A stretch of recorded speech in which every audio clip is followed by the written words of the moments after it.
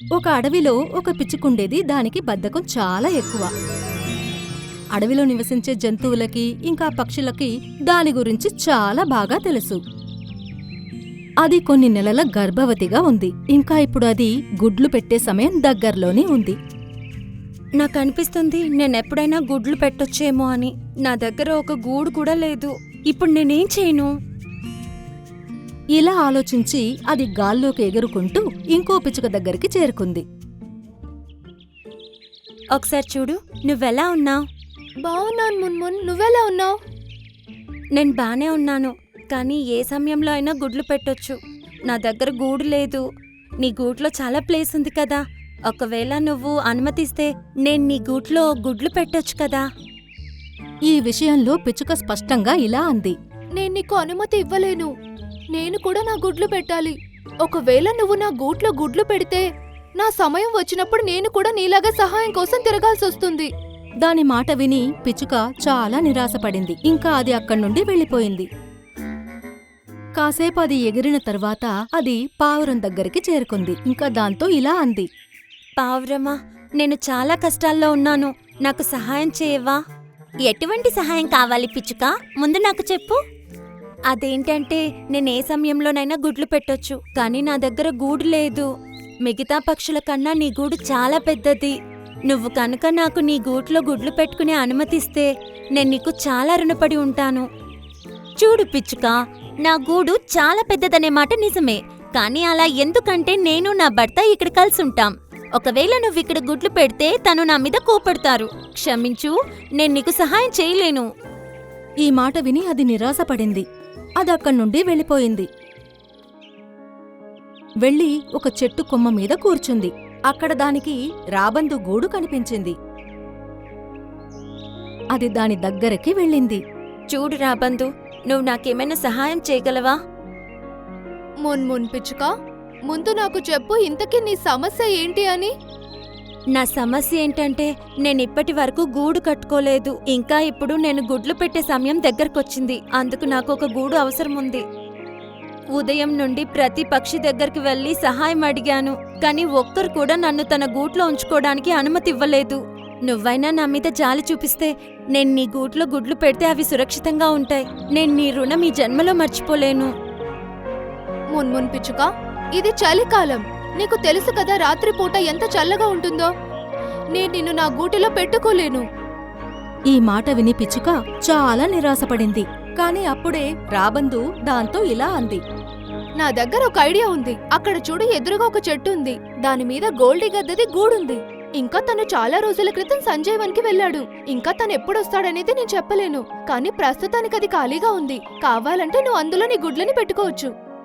ఈ మాట విని పిచ్చుక ఇంకా అక్కడే కూర్చుని ఆ గూటిని చూడ్డం మొదలుపెట్టింది. చూడ్డానికది చాలా పెద్దగా కనిపిస్తోంది. ఇప్పుడది కాస్త ఊపిరి పీల్చుకుంది. అలాగే, నేను ఆ గూట్లోనే గుడ్లు పెడతాను. ఇలా అంటూ ఆ పిచ్చుక అక్కడ్నుండి ఎగురుకుంటూ వెళ్లి ఆ గూటి దగ్గరికి చేరుకుంది. ఇది చూసి రాబందు కూడా సంతోషించింది. పిచ్చుక ఆ గూటిలో ఇంకొంచెం గడ్డిని తెచ్చి వేసింది. ఇంకా అక్కడే కూర్చుని గుడ్లు పెట్టే సమయం కోసం వేచి ఉంది. కాసేపటి తరువాత అది 2 గుడ్లు పెట్టింది. వాటిని చూసి అది చాలా సంతోషించింది. ఓ నా ప్రియమైన గుడ్లు, నేను మీ క్షేమం కోసం నా ప్రాణాన్ని పణంగా పెట్టేస్తాను. ఇలా అని అది దాని గుడ్ల మీద కూర్చుని వాటినే చూస్తూ అది దాని గుడ్ల దగ్గరే ఉండేది. రాబందు కూడా వస్తూ వెళ్తూ దాని క్షేమం గురించి అడిగేది. ఒకరోజు గడిచిన తరువాత ఇంకా ఇప్పుడు పిచ్చుకకి దాహం వేస్తోంది. అది చూసినప్పుడు రాబందు కూడా దాని గూటిలో లేదు. ఒకవేళ నేను నీళ్లు తాగకపోతే కొన్ని గంటల్లో నేను చనిపోతాను. నేను వెళ్ళక తప్పదు. ఇలా అంటూ అది గూటి నుండి వెళ్ళిపోయింది. చెరువు దగ్గరికి వెళ్లి నీళ్లు తాగింది. ఇప్పుడు దానికి చాలా ప్రశాంతంగా అనిపించింది.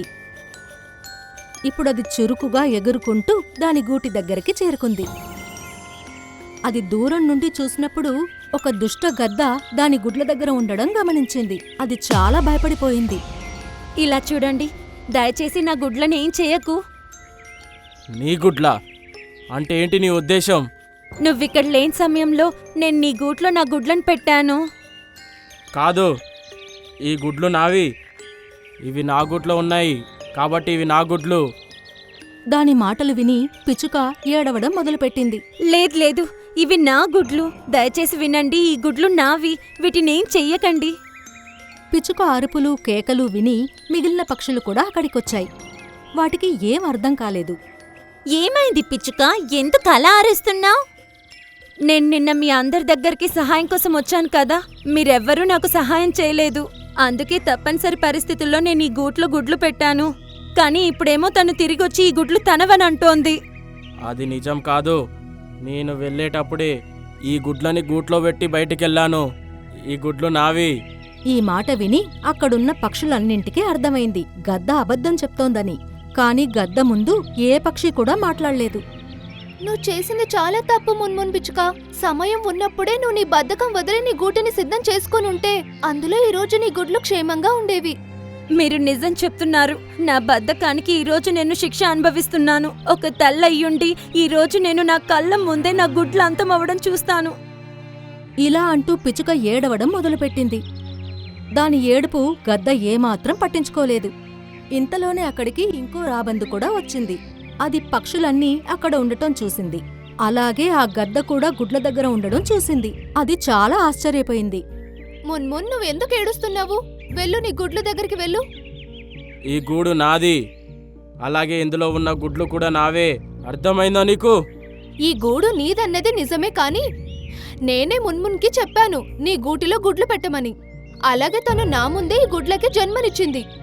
నువ్వు అనవసరంగా మాట్లాడకు, లేదంటే నీకు మంచిది కాదు. అవునా? నీకే మంచిది కాదు గోల్డీ.